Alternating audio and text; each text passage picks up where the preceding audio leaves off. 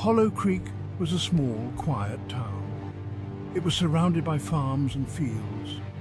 But there was one place nobody dared to enter, the Whispering Woods. The woods were dark and silent. They seemed to swallow the sunlight. People whispered about strange noises at night. They said shadows moved beneath the trees. Some said the woods were haunted. Emily lived in a white farmhouse on the edge of Hollow Creek. She was a curious girl, always exploring. Emily was never afraid. She loved a good adventure. One hot summer day, Emily decided to explore the woods. She wasn't afraid of the stories. She thought they were silly. Emily packed a backpack with snacks and a flashlight. Then she started towards the trees. The air grew cold as Emily entered the woods. The trees were tall and thick. Sunlight struggled to reach the forest floor. Emily looked back. The path behind her seemed to vanish. Emily felt a shiver run down her spine. She kept walking. She told herself there was nothing to be afraid of. But the woods felt different now. They felt alive somehow. The wind rustled the leaves. Emily heard whispers. They seemed to be coming from the trees themselves. The whispers grew louder. Emily stopped to listen. She couldn't make out any words. Emily's heart pounded in her chest. She felt a cold hand on her shoulder. Emily jumped and spun around. There was nothing there, just the whispering wind. But Emily knew she wasn't alone. Section 5. The Shadow Man. Emily ran deeper into the woods. The whispers followed her. Then she saw him. A tall, dark figure stood in the shadows. He had no face, just darkness. Emily stopped running. She stared at the figure.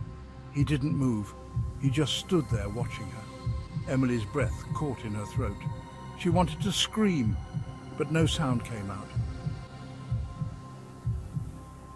Section 6. A chilling encounter.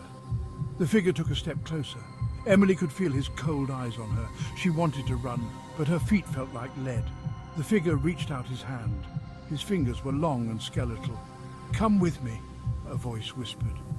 The voice seemed to come from everywhere at once.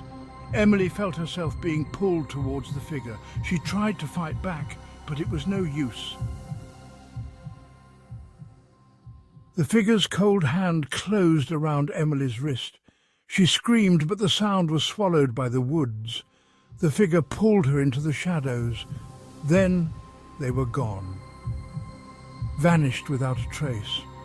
The woods were silent again. Only the wind whispered through the trees. Emily was gone, and the whispers remained. They seemed to grow louder, more insistent. Emily's parents waited for her to come home. As the sun began to set, they grew worried. They called the police. A search party was organized. They searched all night. The searchers combed through the whispering woods. They called Emily's name, but there was no answer. Only the whispers answered back, mocking them, taunting them.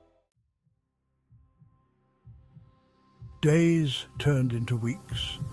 Weeks turned into months. But Emily was never seen again. The people of Hollow Creek whispered about what might have happened to her.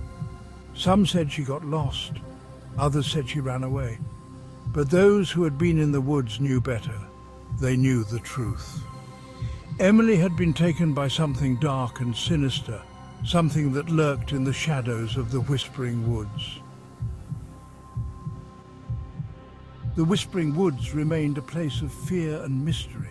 People still heard the whispers, but they never dared to enter the woods alone, for they knew that something evil lurked within, something that had taken Emily, and something that would never let her go. The whispers continued to echo through the trees, a constant reminder of the little girl who had vanished without a trace, lost forever in the whispering woods.